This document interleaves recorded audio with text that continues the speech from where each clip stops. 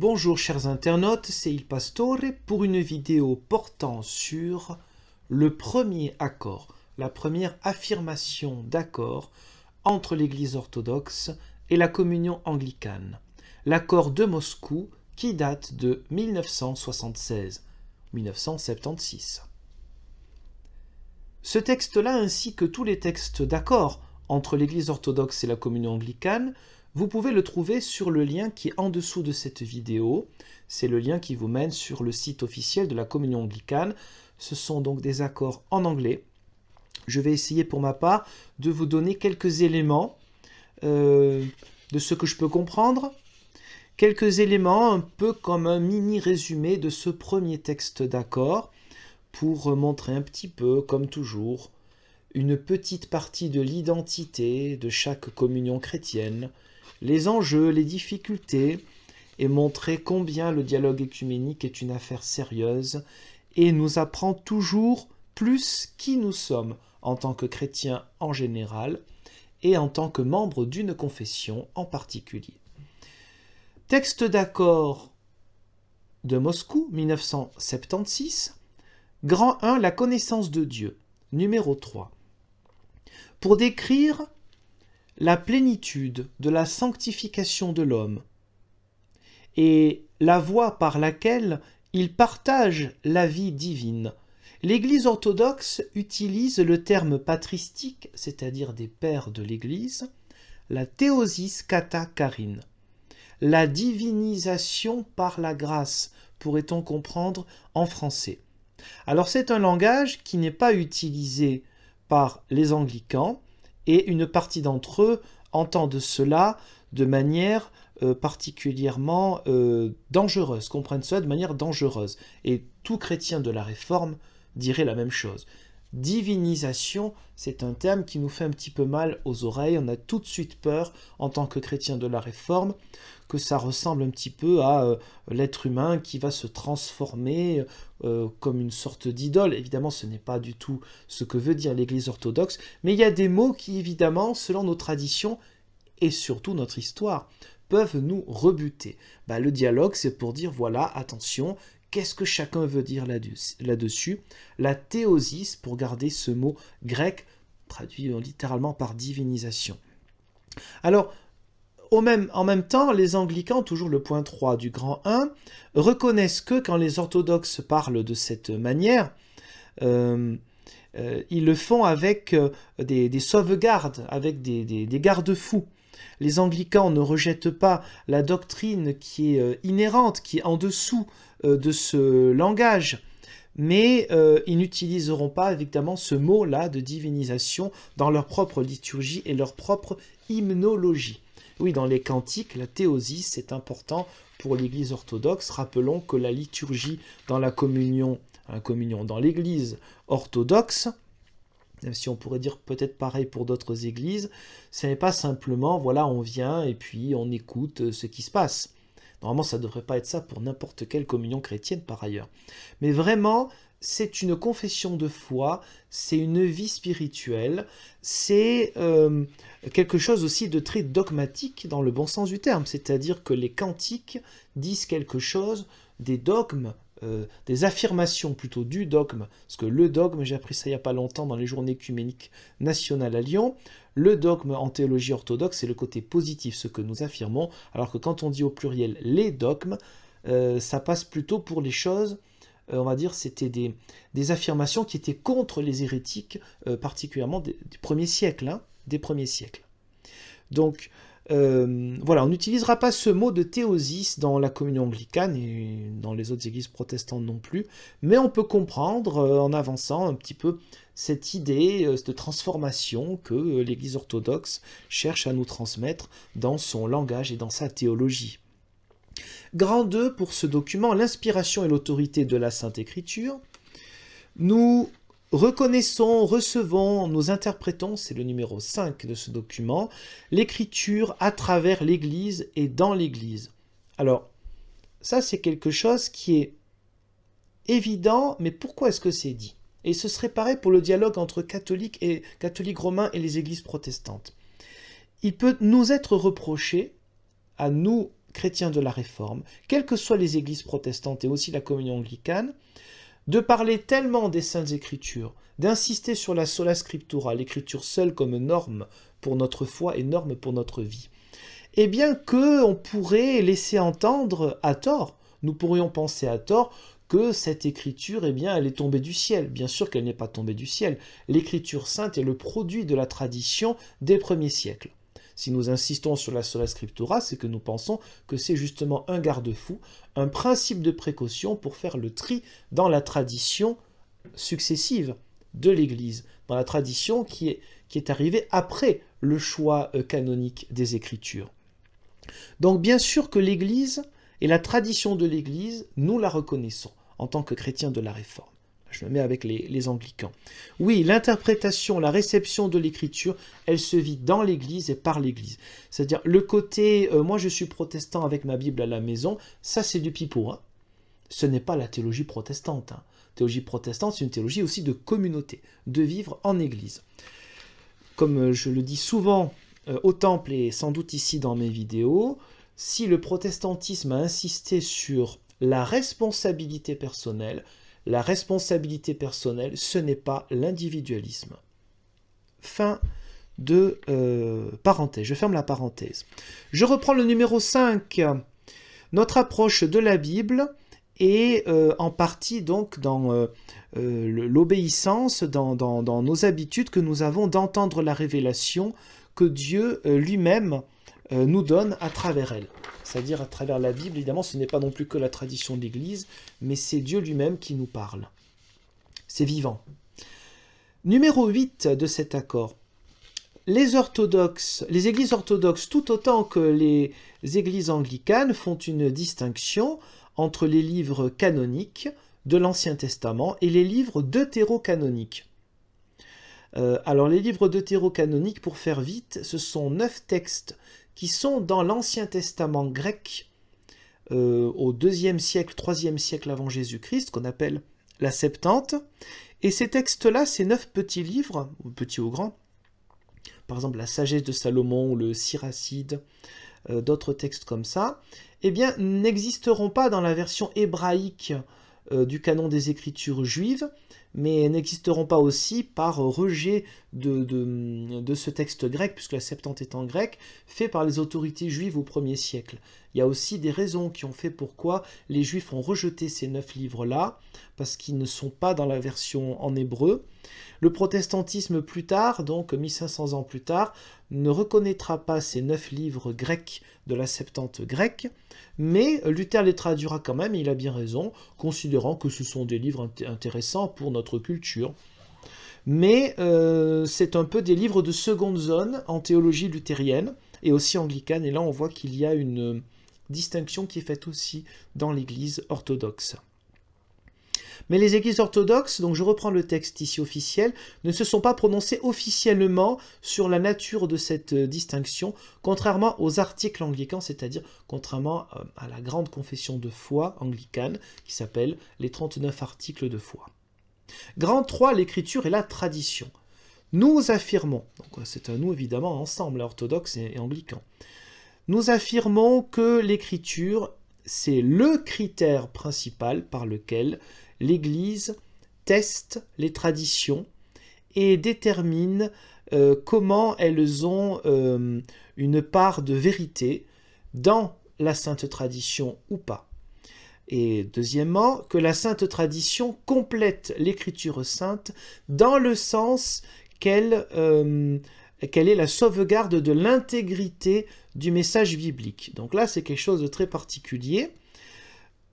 L'aspect exclusif, excluant de la sola scriptura, l'écriture seule, en théologie protestante, dans les dialogues écuméniques, ce côté exclusif est moins présent. Pourquoi? Parce qu'évidemment qu'on a besoin de la tradition. La tradition, ce ne sont pas des accumulations de rituels ou de théologie. La tradition, c'est l'Église vivante qui porte le message de bonne nouvelle, le message de libération que l'on trouve dans les Saintes Écritures. Et donc dans ce sens-là, on peut accepter, oui, que la sainte tradition, bon on dira peut-être pas dans ces termes-là dans l'Église protestante, hein, complète, mais pas complète comme s'il manquait quelque chose, mais en fait porte portent justement les Saintes Écritures et attestent donc de leur intégrité et de leur message. Voilà, c'est un langage un peu particulier, tout le monde ne serait peut-être pas d'accord, mais bon, ces discussions-là montrent qu'on a évidemment besoin aussi de l'Église pour porter ce message. Ce message n'existerait pas tout seul. Pour qu'il y ait une communication effective, eh bien, il faut qu'il y ait l'émetteur et le récepteur.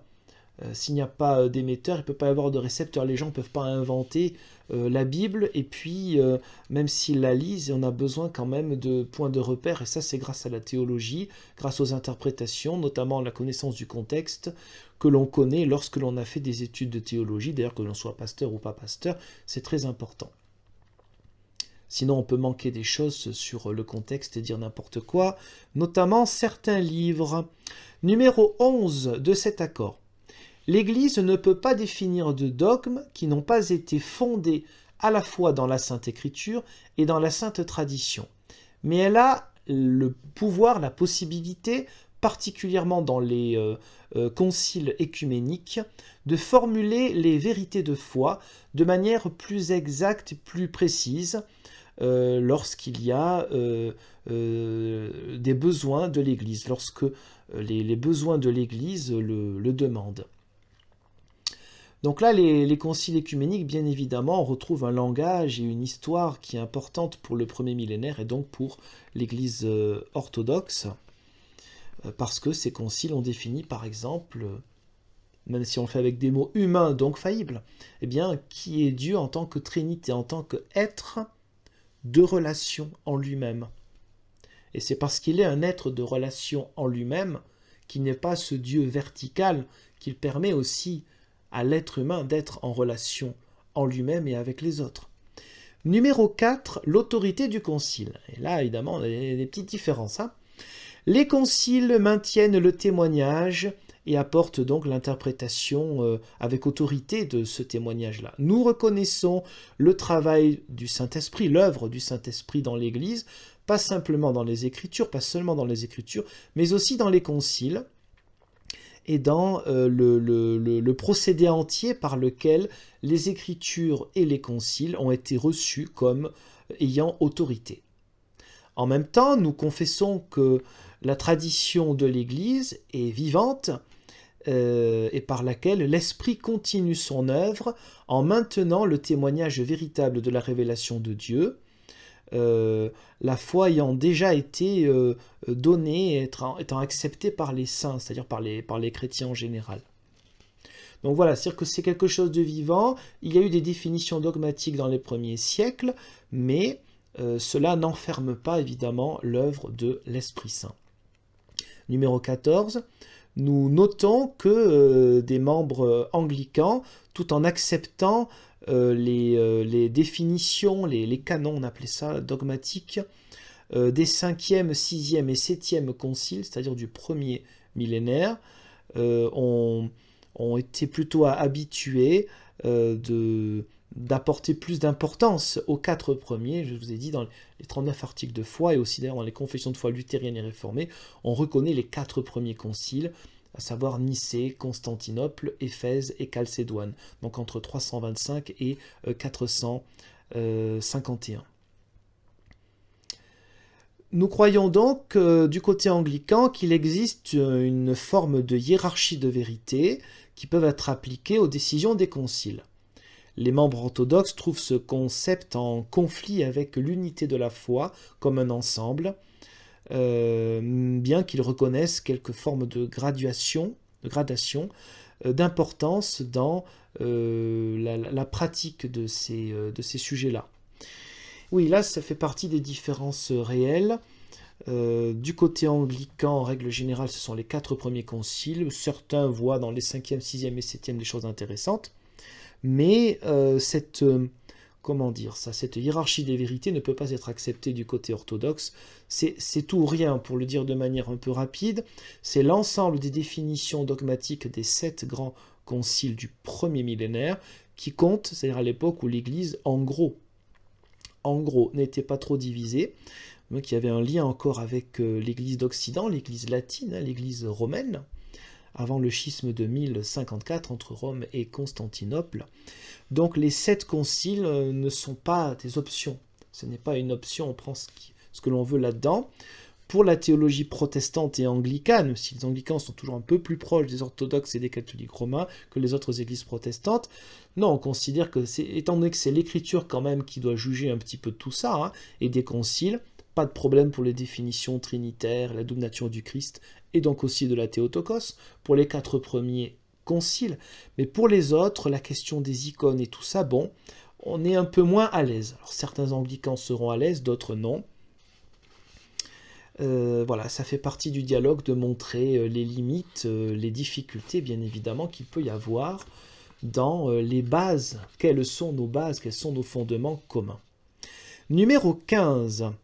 Donc, du côté anglican, ils reçoivent les décisions du 7e concile de telle manière que, si cela constitue la défense de la doctrine de l'incarnation, ce qu'on fait à Noël, Dieu fait homme, ils sont d'accord, ils acceptent que la vénération des icônes soit pratiquée en Orient, que cela ne soit pas rejeté, mais ils ne croient pas que cela peut être demandé à tous les chrétiens. Il est assez clair qu'une discussion plus importante sur le 7e concile et sur la nécessité des icônes, sur les icônes, est nécessaire dans le dialogue entre orthodoxes et anglicans.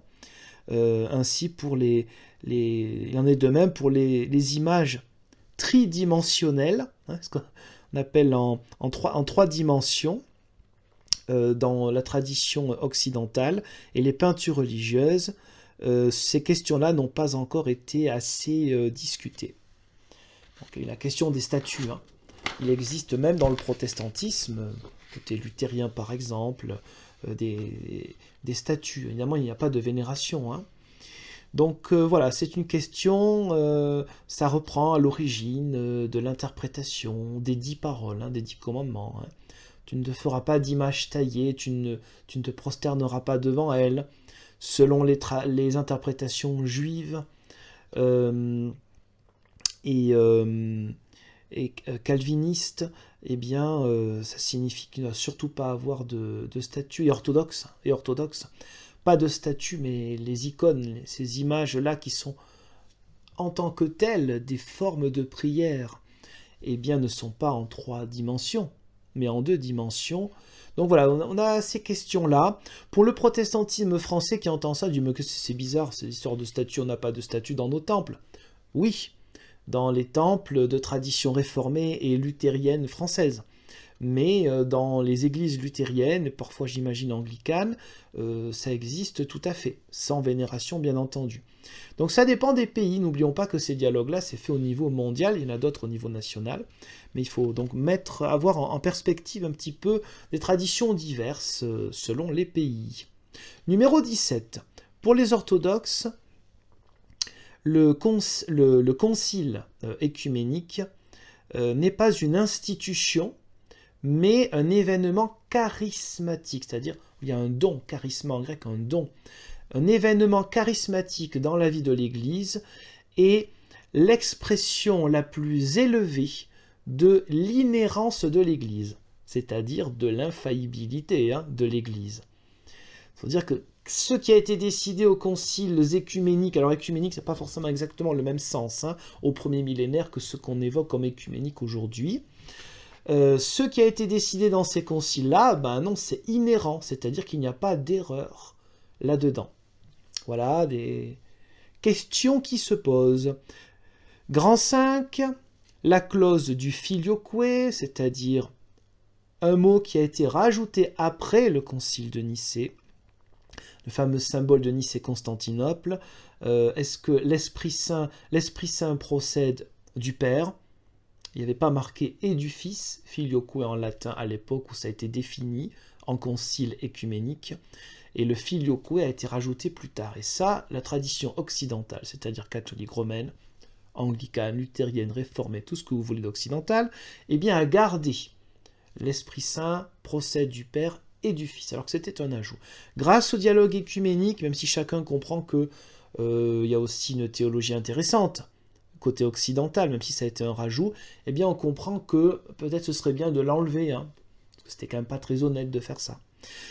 Le numéro 21, les membres anglicans sont en accord sur le fait que, à l'origine, donc, parce qu'à l'origine, la forme de base, la forme originelle du credo, référée à l'origine du Saint-Esprit, donc procédant uniquement du Père.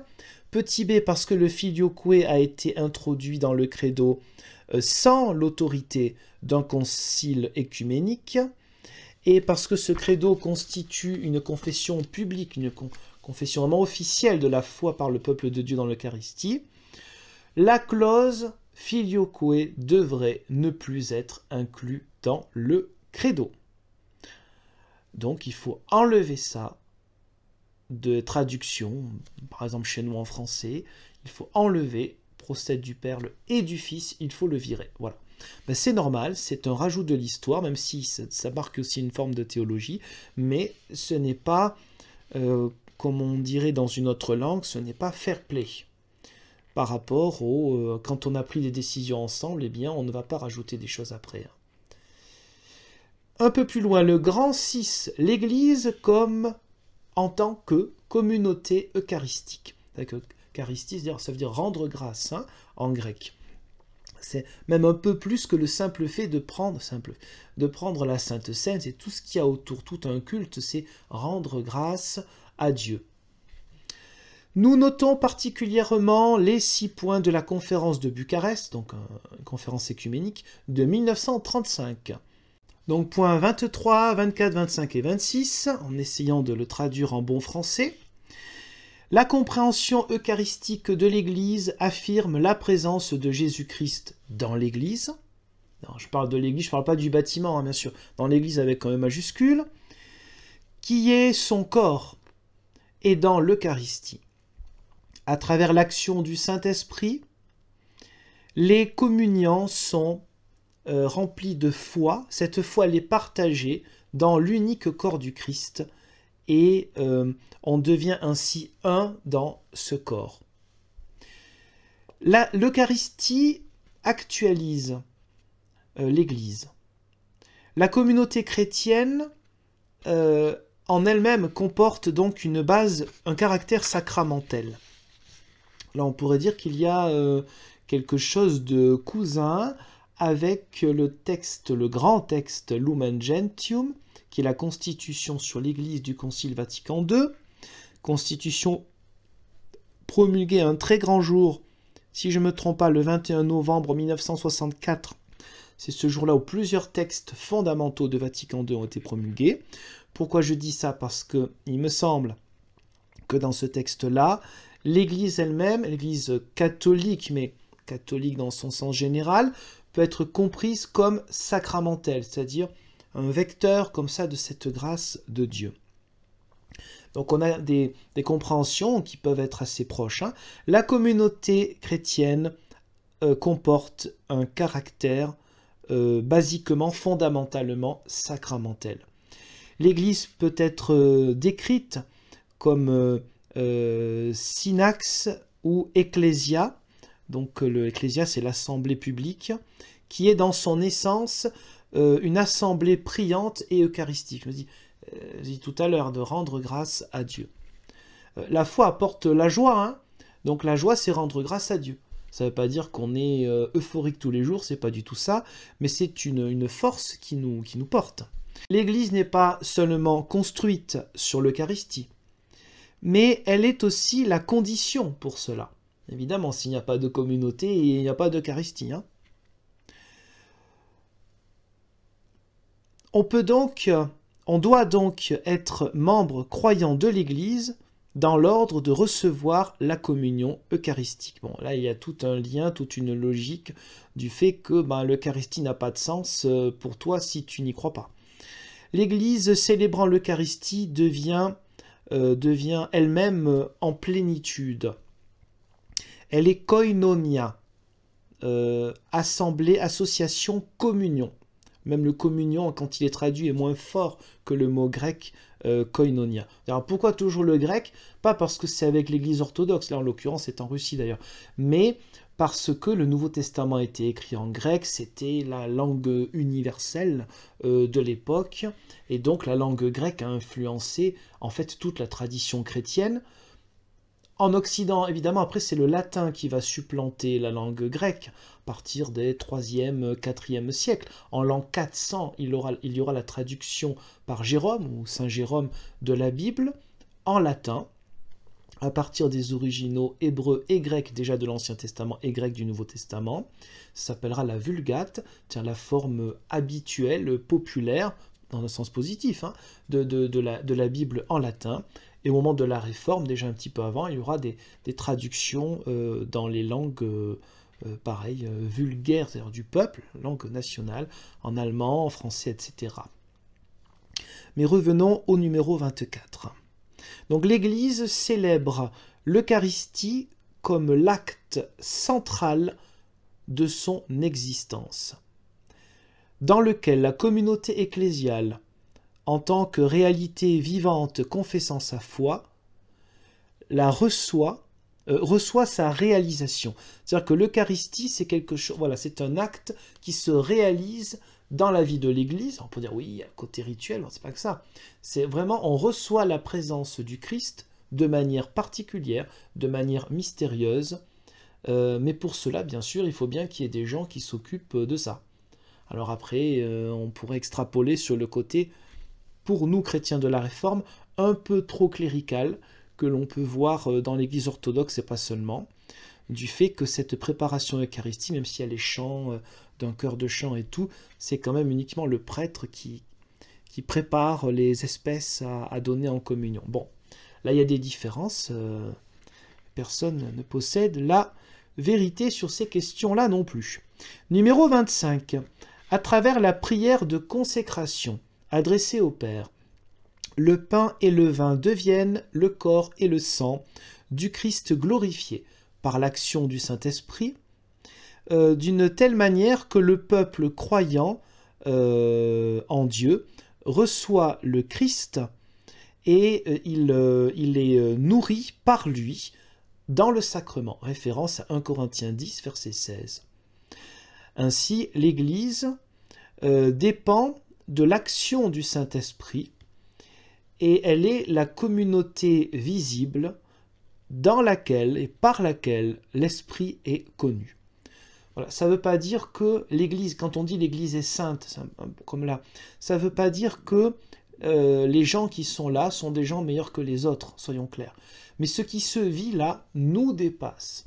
C'est un don du Saint-Esprit. Le Christ est présent particulièrement au moment de l'Eucharistie de la Sainte Seine. Ce ne sont pas des hommes d'église ou des femmes d'église qui fabriquent cela. C'est un don, c'est une réception. Numéro 26. L'action eucharistique de l'Église, c'est la Pâque. La Pâque, le passage depuis de l'ancien vers le nouveau. Cela anticipe, l'action eucharistique anticipe et partage, nous fait partager à la fois le pouvoir divin et la gloire de Dieu éternel. Suivant l'enseignement apostolique, donc des apôtres dans le Nouveau Testament, et patristique, c'est-à-dire des pères de l'Église, des théologiens, moines, prêtres, évêques, pour la plupart d'entre eux, en Orient comme en Occident. Donc selon l'enseignement apostolique et patristique, nous affirmons que les éléments eucharistiques, c'est-à-dire le pain et le vin, deviennent, par la grâce du Saint-Esprit, le corps et le sang du Christ, le pain de l'immortalité, pour nous donner le pardon des péchés, une nouvelle création, la vie éternelle. La célébration de l'Église dans la liturgie porte avec elle le sens de la réalité éternelle qui nous précède et qui est déjà en train d'arriver. Alors ça, c'est le côté intemporel de l'Eucharistie. On pourrait dire pareil en théologie protestante, de toute façon. C'est-à-dire que le fait de participer à la Sainte Seine, à l'Eucharistie, eh bien, c'est être en lien avec Dieu, bien évidemment, Père, Fils et Saint-Esprit, mais surtout, c'est être en lien avec un temps passé, présent et futur. Passé parce qu'il y a évidemment le souvenir du sacrifice du Christ sur la croix, présent parce que le Christ vit en nous par le sacrement, ça se passe ici et maintenant, et futur parce que cela anticipe notre présence dans la gloire divine qui nous est donc donnée. C'est un don, c'est une grâce. Numéro 27. Dans l'Eucharistie, la prêtrise éternelle du Christ est manifestée constamment dans le temps. Et oui, la prêtrise, c'est dans le sens où, intermédiaire entre Dieu et les hommes, eh bien, lorsqu'on participe à ce moment eucharistique-là, c'est Jésus-Christ lui-même qui est toujours donc ce médiateur, hein, comme dirait l'apôtre Paul, comme dirait saint Paul, c'est lui qui se fait médiateur entre l'humanité et la divinité.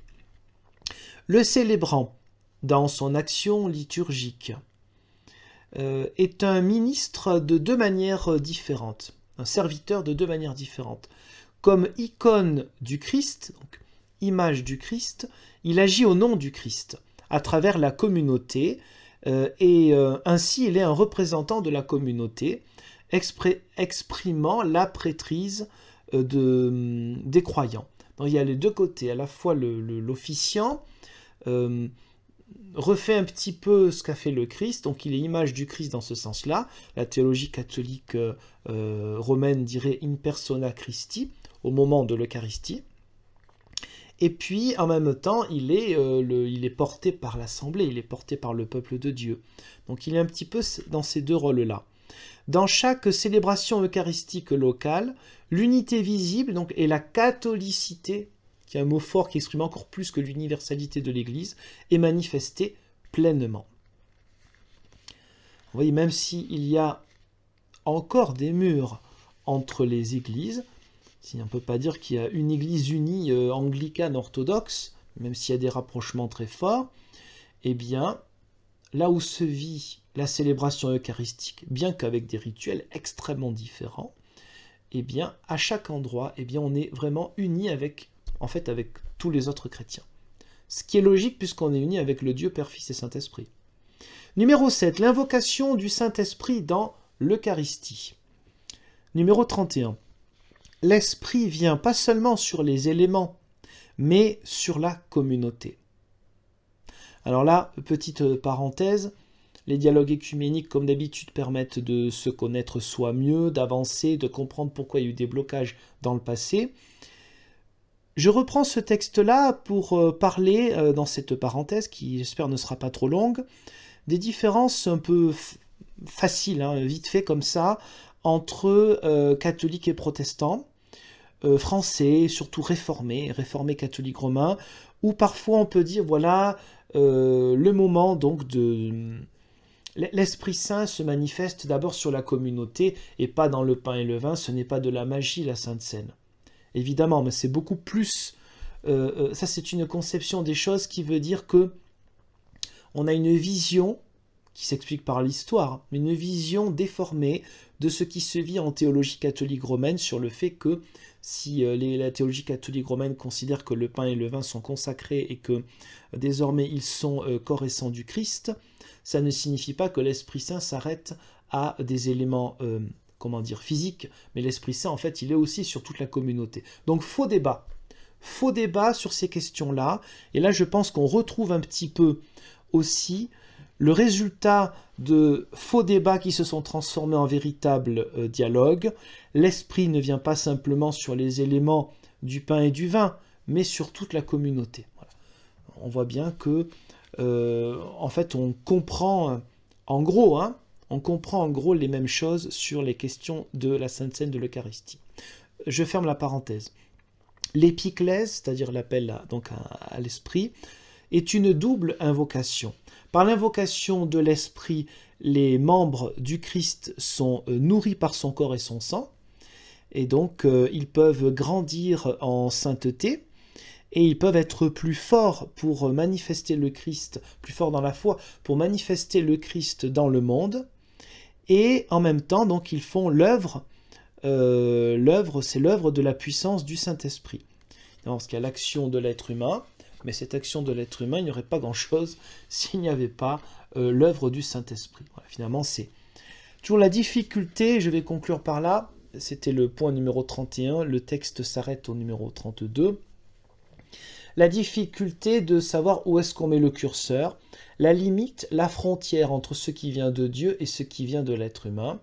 Et à mon sens, mais ça ce n'est qu'un témoignage personnel, j'ai considéré, je considère toujours, même si c'est évidemment on est plus proche qu'avant, hein, que le protestantisme fait une meilleure, comment dire, place la frontière à un endroit plus adéquat entre l'œuvre de Dieu et l'œuvre de l'homme que les autres grandes familles chrétiennes, orthodoxes et catholiques romaines. Voilà, considérant que le côté religieux, c'est-à-dire séparation entre le côté divin et humain, se retrouve un peu trop dans les autres confessions chrétiennes que dans les confessions de la Réforme. Mais cela évidemment n'empêche pas le dialogue, bien au contraire, car ce qui est intéressant dans ce genre de dialogue, c'est de voir justement cette union, presque cette fusion, entre le divin et l'humain, qui a eu lieu et qui a lieu donc en Jésus-Christ, pleinement homme et pleinement Dieu. Et donc cette fusion, cette union entre ce qui est de l'ordre du monde physique et du monde spirituel se retrouve aussi au moment de la Sainte Seine de l'Eucharistie. Ce sont des choses fortes. Après, il faut rester toujours vigilant à ne pas se tromper d'objectif, de cible de la foi, bien sûr. La foi n'est pas dans le sacrement, mais en Jésus-Christ lui-même, dans l'Esprit Saint et en Dieu le Père. Je vous remercie pour le visionnage de cette vidéo sur le premier grand accord théologique entre l'Église orthodoxe et la communion anglicane, accord de Moscou 1976-1976. Et je vous dis Dieu voulant à une prochaine. Au revoir.